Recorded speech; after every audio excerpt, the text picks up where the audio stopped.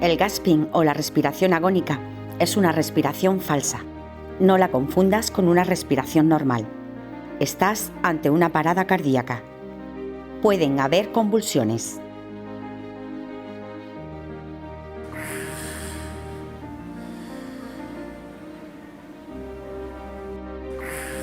Las bocanadas se van espaciando.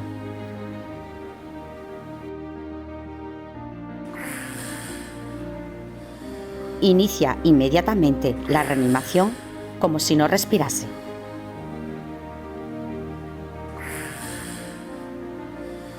Ante la duda, RCP.